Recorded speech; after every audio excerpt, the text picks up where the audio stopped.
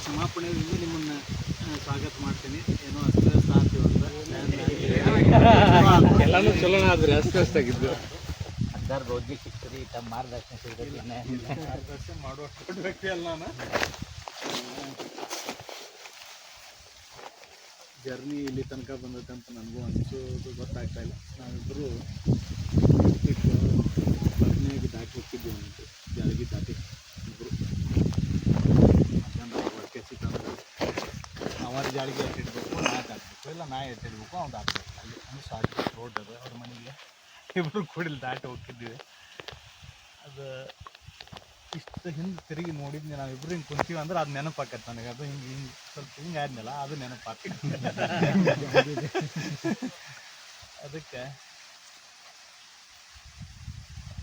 ನಂದು ರಕ್ತದೊಳಗೆ ಅಥವಾ ಜೀನ್ಸ್ನೊಳಗೆ ಅಂತಾರಲ್ಲ, ಅದ್ರೊಳಗೆ ಕೃಷಿ ಇತ್ತು ಅಂತ ನನಗೆ. ಯಾಕೆ ಇದನ್ನು ಹೇಳ್ತೇನೆ ಅಂತಂದ್ರೆ ಅದು ಗೊತ್ತಿಲ್ಲ ನನಗೆ. ಈ ಸರ್ಡಿ ಸರ್ ಮನೆಯಿಂದ ತಿಪ್ಪಣ್ಣವ್ರ ಸರ್ ಮನೆಗೆ, ತಿಪ್ಪಣ್ಣವ್ರ ಸರ್ ಮನೆಯಿಂದ ಇಂಗ್ಲೀಷ್ ಹೋಗ್ತಿದ್ವಿ, ಟ್ಯೂಷನ್ ಕೊಟ್ಟಿದ್ವಿ. ಫಸ್ಟ್ ಶಬ್ದ ಕೇಳ್ತಿದ್ವಿ, ಏನು ಕೇಳ್ತಾರೆ ಸ್ಕೂಲಿಗೆ ಹೋಗ್ಕೊಳ್ಳಿ, ಇಲ್ಲೇ ನಮ್ಮ ಗುರುಗಳು ಹುಡುಗರಿಗೆ ಏನು ಕೇಳ್ತೀರಿ ಫಸ್ಟ್? ಏನು ಹೆಸರು ಏನಿಲ್ಲ ಅಂತ ಕೇಳಿ ಮತ್ತೇನು ಎಷ್ಟನೇದ ಹಾಂ ಮುಂದಿಂದ ಏನು ಏನು ಹಾಕಿರಿ, ಗುರಿ ಏನು? ಕರೆಕ್ಟ್ ಪ್ರಶ್ನೆ. ಮುಂದೆ ಏನು ಹಾಕ್ತೀರಿ ಅಂತ ಕೇಳ್ತೀವಿ. ಕ್ಲಾಸ್ನಾಗ ಹೇಳಿದ್ದಿಲ್ಲ ನಾ ಏನು ಹಾಕ್ಯನಂತೆ. ಈ ಟ್ಯೂಷನ್ ಅಲ್ಲಿಂದ ಹೋಗಿದ್ನಲ್ಲ, ಅವಾಗ ಹೇಳ್ತಿದ್ನಿ, ಯಕ್ಷ ಏನಾಗವ ಅಲ್ಲಿ ನೀ ಎಲ್ಲರೂ ಹೇಳಿದ್ರು, ಮತ್ತು ನೀ ಏನಾಗವ ಅಂತ ಕೇಳ್ತೀವಿ. ನಾ ಎಷ್ಟು ಮಾಡ್ತೇನೆ ಅಂತ ಹೇಳ್ತೀವಿ. ಅದನ್ನು ಲಾಂಗ್ ಫಾರ್ಮ್ ಹೇಳಿಬಿಡು ಆದಂಗೆ ನೀ ಅಂತ ಹೇಳ್ತೀವಿ. ಏನು ಸಿಂಪಲ್ ಲಾಂಗ್ ಫಾರ್ಮ್ ಗೊತ್ತಿಲ್ಲ ಮತ್ತು ನಿಮಗೆ ಇಂಡಿಯನ್ ಅಗ್ರಿಕಲ್ಚರ್ ಸರ್ವಿಸ್.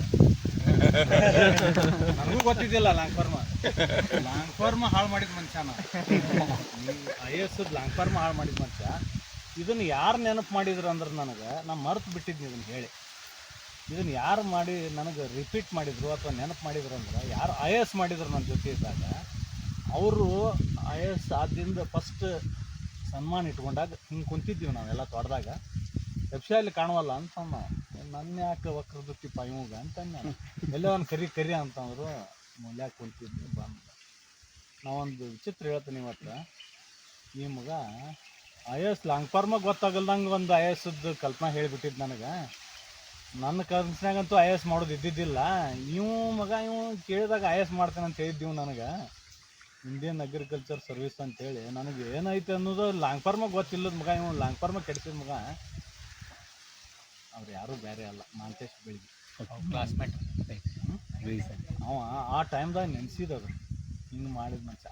ಆಮೇಲೆ ಪ್ರತಿ ಹಂತದಾಗೂ ಇವರು ಕಾಲೇಜ್ ಕತ್ತವರು ಫೀ ತೊಗೊಂಡು ಎಲ್ಲೇ ಹೋಗೋದು ಮತ್ತು ತೋಟಕ್ಕೆ ರಾತ್ರಿ ಸಲ SLCಗೆ ಬಿಟ್ನಿ, ಅವಾಗೂ ಹೊಳ್ಳಿ ವಾಪಸ್ ಕರ್ಕೊಂಬಂದರು. PUCಗೆ ಬಿಟ್ನಿ, ಅವಾಗೂ ಕರ್ಕೊಂಬಂದರು.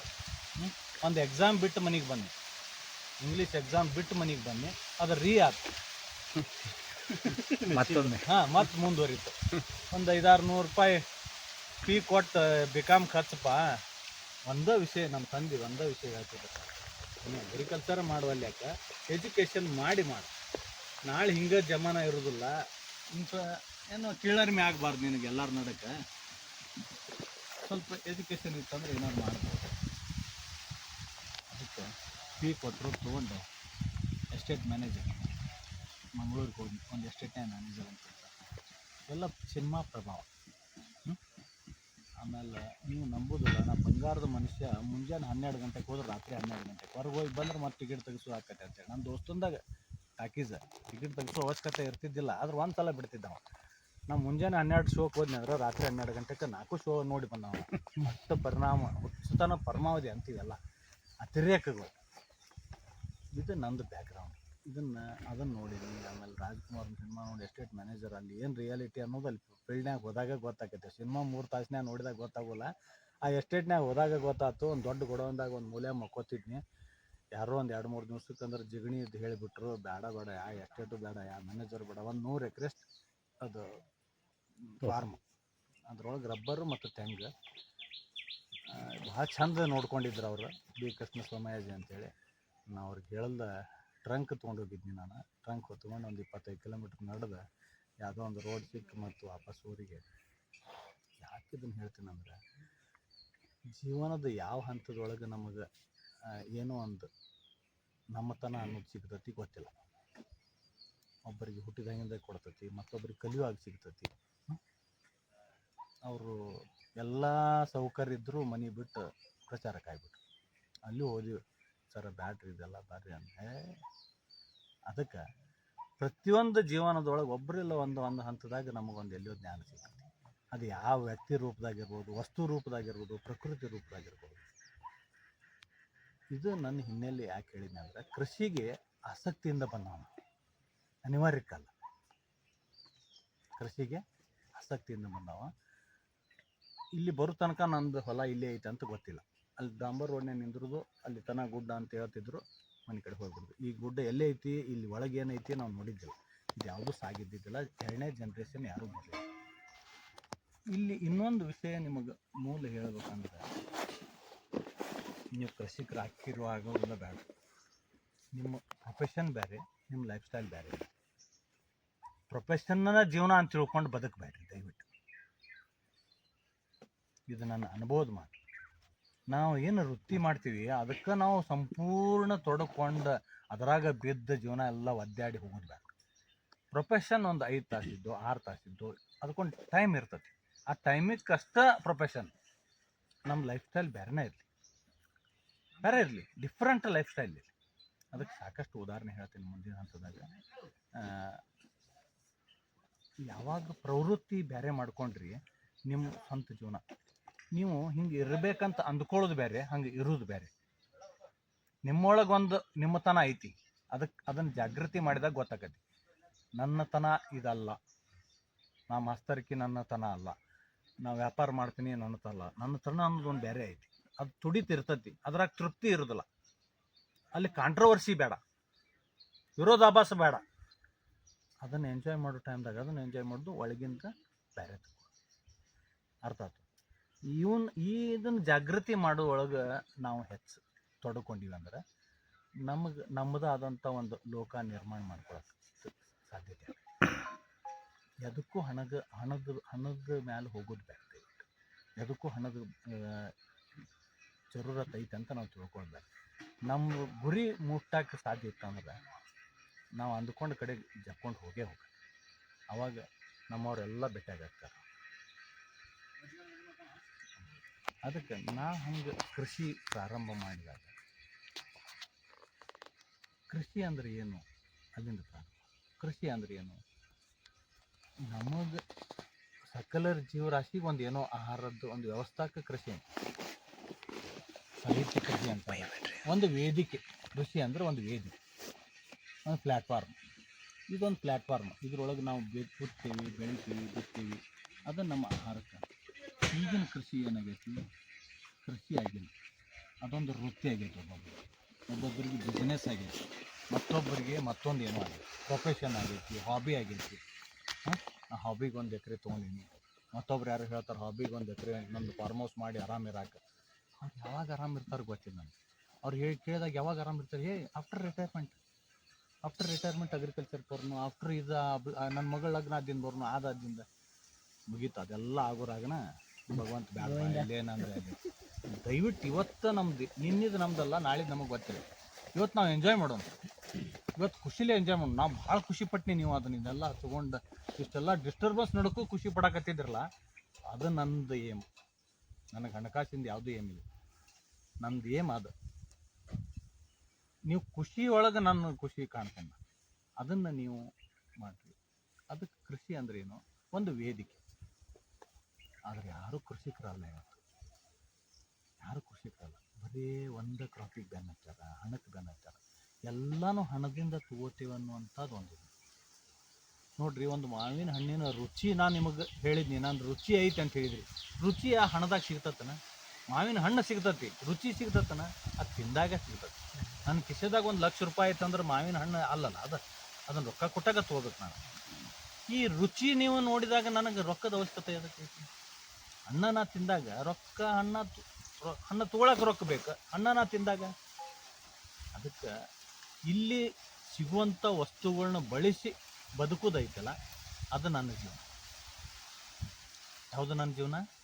ಇಲ್ಲಿ ಸಿಗುವಂಥ ವಸ್ತುಗಳನ್ನ ಅಥವಾ ನನಗೇನು ಬೇಕಾಗೈತಿ ಅದನ್ನು ಬೆಳ್ಕೋಬೇಕು, ಇಲ್ಲ ಏನು ವ್ಯವಸ್ಥಾ ಪ್ರಕೃತಿ ಒಳಗೈತಿ ಅದನ್ನು ತಿನ್ನಬೇಕು. ಇದು ನನ್ನ ಕಲ್ಪನೆಯ ಕೃಷಿ. ಇದು ಮುಂದುವರಿದು ಹೆಂಗೆ? ಈಗ ನಾ ಕನಸ್ಕಣ್ಣಿ, ನಾ ತಿನ್ನಿ ಉಣ್ಣಿ, ಮುಂದೆ ಎಲ್ಲರೂ ಮಾಡೋದಿಲ್ಲ. 35 ವರ್ಷ ಸರ್ವಿಸ್ ಮಾಡ್ತಾರ, ಫಂಡ್ ಕಲೆಕ್ಟ್ ಮಾಡ್ತಾರ, ಒಂದು ಮನೆ ಕಟ್ತಾರ, ಒಂದು ಹೊಲ ಇಡ್ತಾರ. ಎದಕ್ಕೆ? ಜನ್ರೇಷನ್ ಮುಂದುವರ್ಸ. ಅವ್ರು ಯಾವಾಗ ಬದುಕೋದ್ರಿ? ನಾನು ನನ್ನ ಮಕ್ಕಳ ಸಂಬಂಧ, ಅವ್ರ ಸಂಬಂಧ 7 ಜನ್ಮಕ್ಕೆ ಆಗೋಷ್ಟು ಮಾಡಿಟ್ರೆ ಏನಾಗೋದಿಲ್ಲ. ನಾನು ಎಂಜಾಯ್ ಮಾಡಲಿಲ್ಲ ಅಂದ್ರೆ ತೊಗೊಂಡು ಅದನ್ನ ಏನು ಮಾಡೋದು? ಅವ್ರು ಮಾಡ್ತಾರಂತ ಏನು ಗ್ಯಾರಂಟಿ? ನಮ್ಮ ಅಜ್ಜಗೆ 13 ಮಂದಿ ಮಕ್ಕಳು. ಕೃಷಿ ಮಾಡಕ್ಕೆ ನನಗೆ ಒಬ್ರು ಬೈದರ್ ಕರೆದು, ಕೃಷಿ ಮಾಡಕ್ಕೆ ಲಾಯ್ಕಿಲ್ಲ, ಹೊರಗೆ ಹೋಗ್ನಿ ಅಂತ ಹೇಳಿದ್ರು.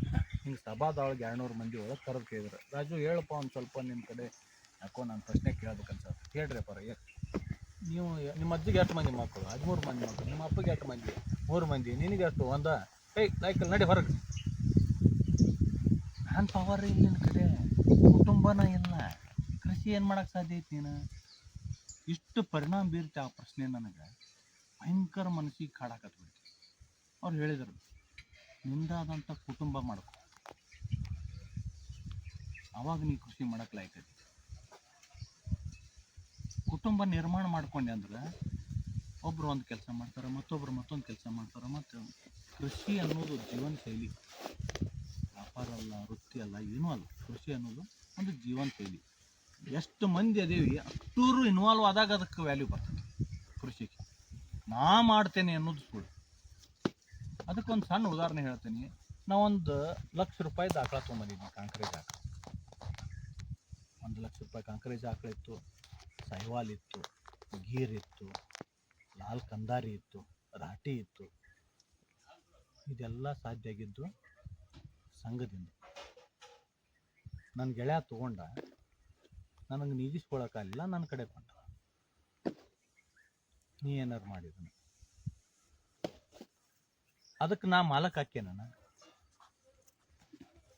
ನಂದು ₹1,00,000 ಆಕಳ ಐತೆ ಅಂತೇಳಿ ಹೋಗಿ ಮುಟ್ಟಾಕ್ ಹೋದ್ರೆ ಜಾಡಿಸಿ ಒತ್ತೆ ಅಂದ್ರೆ ಮಾಲಕ್ರು ಯಾರು?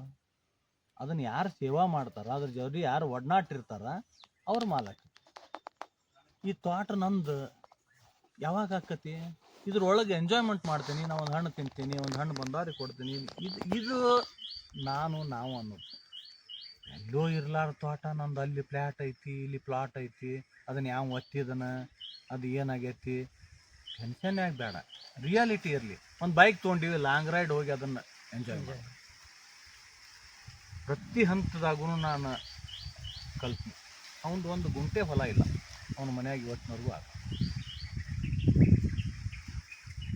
ಮತ್ತು ಕೃಷಿಗೆ ಸಾಧ್ಯ ಆಗಲ್ಲದನ್ನು ನಾವು ರಿಯಾಲಿಟಿ ಮಾತಾಡ್ತೀವಿ.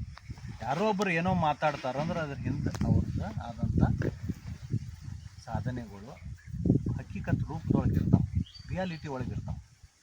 ಪ್ರತಿ ದಿವಸ ಅದ್ರ ಒಡನಾಟದಾಗ ಅದ. ಅವ್ಗೆ ಯಾವಾಗಾರ ಅನ್ನಕ್ಕೆ, ವಿದ್ಯಾಕ್ಕೆ ನೆಗೆಟಿವ್ ಥಾಟ್ಸ್ ಬರೋಕ್ಕೆ ಸಾಧ್ಯ ಐತಿ.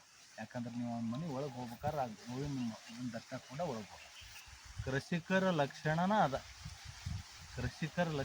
ಅದ. ಏನು ಲಕ್ಷಣ? ಮನೆ ಒಳಗೆ ಹೋಗ್ಬೇಕಾದ್ರೆ ಗೋವಿನ ಒಂದು ತುಳಸಿ ಗಿಡ. ಇದು ನಮ್ಮ ಹಿಂದೂ ಸಂಪ್ರದಾಯದ್ದು ಒಂದು ಕಾಲಘಟ್ಟದೊಳಗೆ ಇದೆಲ್ಲ ಇದ್ದದ್ದನ.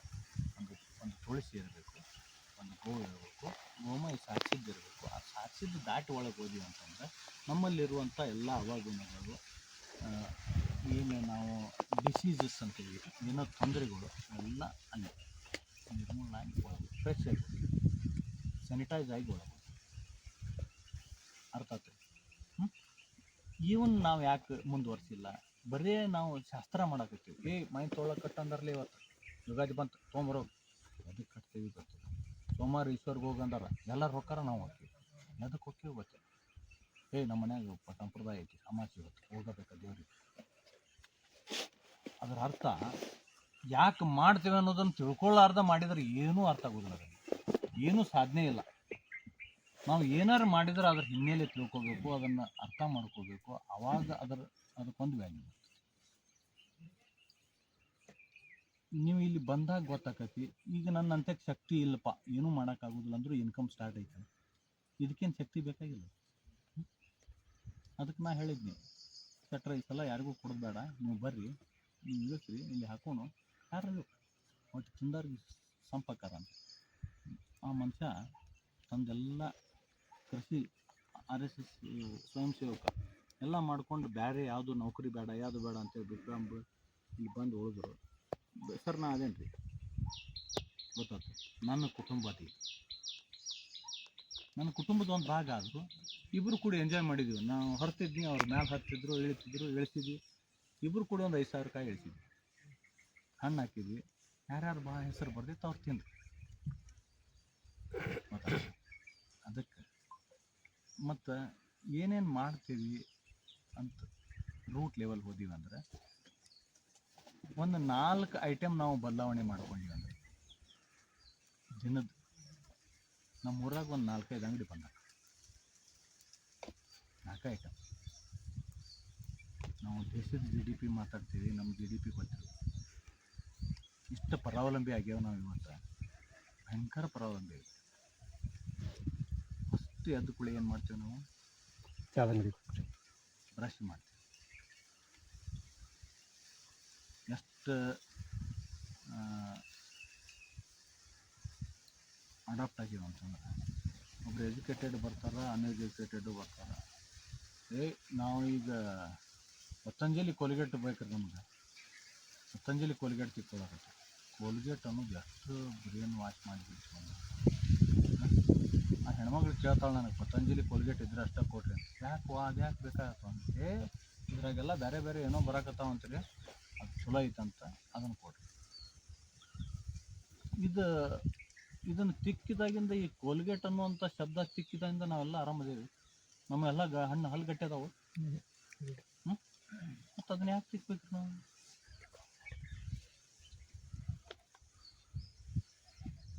ಅವಶ್ಯಕತೆ ಇತ್ತನದು? ಅವಶ್ಯಕತೆ ಇಲ್ಲದನ್ನು ನಮ್ಮ ಮೇಲೆ ಯಾರೋ ಹಾಕಿದ್ರು, ಅವ್ರು ಆರಾಮಾದರೂ ನಾವು ಮತ್ತು ಅದು ಹಚ್ಚಿದ್ವಿ. ಅದಕ್ಕೆ ಫಸ್ಟ್ ಥಿಂಗ್ ನಾವು ಚೇಂಜ್ ಮಾಡ್ಕೋದು ಇವತ್ತಿಂದ ಈ ಫುಡ್ನ ನಾವೇ ಮಾಡ್ಕೋದು. ಕೃಷಿಕರಾದವ್ರಂತೆ ಹೋಗ್ರಿ, ಇಷ್ಟು ಕೋಳಿ ತೊಗೊಂಡ್ರಿ, ನಿಮಗೆ ಎಲ್ಲ ಮಾಡಿದ್ರು ಡೀಟೇಲ್ಸ್ ಎಲ್ಲ ಹೇಳ್ತೀನಿ, ಎಲ್ಲ ಡೀಟೇಲ್ಸ್ ಹೇಳ್ತೀನಿ. ಏನು ದೊಡ್ಡ ಸಾಹಿತ್ಯ ಅಲ್ಲ, ಇನೋವೇಷನ್ ಇಲ್ಲ, ಎದ್ರಾಗ ಪರಿಣಿತಿ ತೊಗೋಬೇಕಂತಿಲ್ಲ, ಏನೂ ಇಲ್ಲ. ಕುಳ್ಳು ತೊಗೊಂಬಂದು ಜವಾರಿ ಹಾಕೋದು ಕುಳ್ಳು ಆದಷ್ಟು ಗುಡ್ಡಕ್ಕೆ ಅಡ್ಡಾಡುವಂಥದ್ದು ಆದ್ರೆ ಭಾಳ ಚಲೋ. ಯಾಕೆ ಗುಡ್ಡಕ್ಕೆ ಆದಂಥದ್ದು ಚಲೋ ಅಂದರೆ ಎಲ್ಲ ಮೆಡಿಸಿನಲ್ ಪ್ಲ್ಯಾಂಟ್ ತಿಂದಿರ್ತೈತಿ. ಅದರ ಗೋಮೂತ್ರ ಮತ್ತು ಗೋಮಯದೊಳಗೆ ಮೆಡಿಸಿನಲ್ ವ್ಯಾಲ್ಯೂ ಬರ್ತದೆ. ಅದನ್ನು ನಾವು ತಿಕ್ಕೊಂಡಿವಿ ಅಂತಂದ್ರೆ ನಮ್ಮದು ಈಸಿಯಾಗಿ ಅದಕ್ಕೆ ಏನೇನು ಸೇರಿಸ್ಬೇಕು ಅದನ್ನೆಲ್ಲ ಮಾಡೋದು ಫಸ್ಟ್. ಸೆಕೆಂಡ್ ಥಿಂಗ್ ಸೋಪ್ ಹತ್ತಿಲ್ದ ನಮ್ಮ ದಿವಸನೇ ಇಲ್ಲ. ಎಷ್ಟು ಮಂದಿ ಬೆಳಗಾಗಿರಿ ಸೋಪ್ ಹಚ್ಚಿದವ್ರು? ಅದ್ರ ಅವಶ್ಯಕತೆ ಐತಿ. ನಾವೊಂದು 15 ವರ್ಷ ಅದು ಸೋಪ್ ಹಚ್ಚಿದ್ವಿ. ಇವತ್ತು ಹಚ್ಚಿದ್ದು ಸ್ನಾನದ ಚೂರ್ಣ.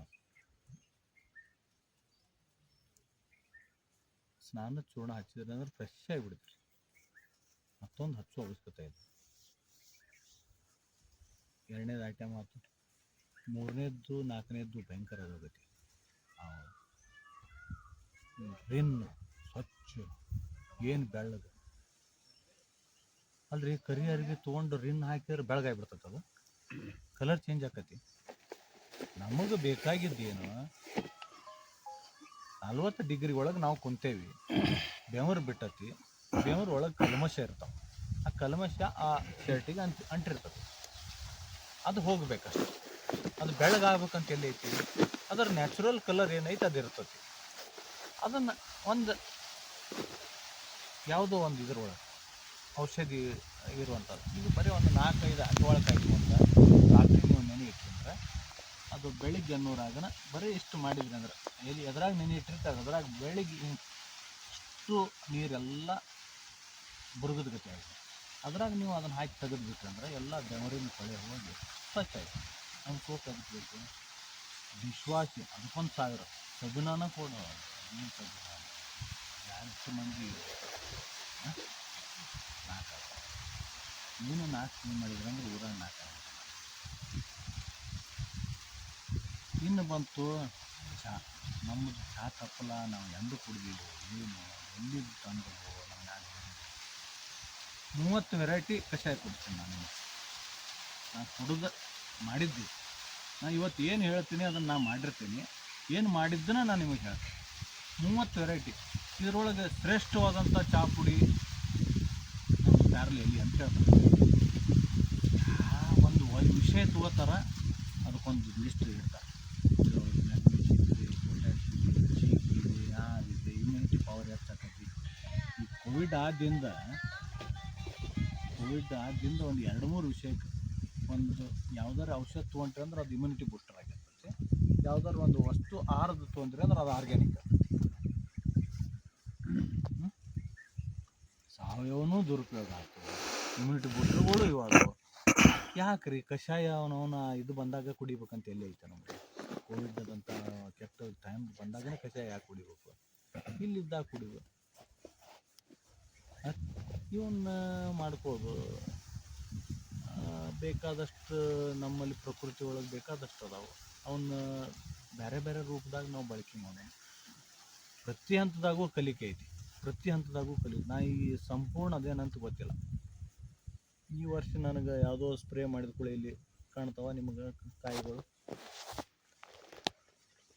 ಬಡ್ಡಿಗಿನ ಕಾಯಿ ಅದು ಏನಾದರೂ ಗೊತ್ತಿಲ್ಲ. ಯಾರೋ ಬಂದರು ಇಂಥದ್ದು ಸ್ಪ್ರೇ ಮಾಡು, ಮಜ್ಜಿಗೆ ಅದು ಗೋಮೂತ್ರ ಕುಡಿಸು, ಬೆಲ್ಲ ಕುಡಿಸು, ಕಳಿ ಇಡು, ಸ್ಪ್ರೇ ಮಾಡು, ಅದಕ್ಕೆ ಹೆಚ್ಚಿದ್ದು ಬರ್ತೈತಿ. ಏನೇನು ನೀವು ನಿಮ್ಮ ಕಡೆಯಿಂದ ಕಲಿಕೆ ಇರ್ತದೆ. ನನಗೆ ಏನೋ ಒಂದು ವಿಷಯ ಹೇಳ್ತೀರಿ, ಅದನ್ನು ಅಲ್ಲಿ ಅಡಾಪ್ಟ್ ಮಾಡಿದ್ರೆ ಯಾವುದನ್ನು ನಾವು ಹೊರಗೆ ಹಚ್ತೀವಿ ಅವಾಗ ಅದರ ರಿಸಲ್ಟ್ ಸಿಕ್ಕತ್ತೆ.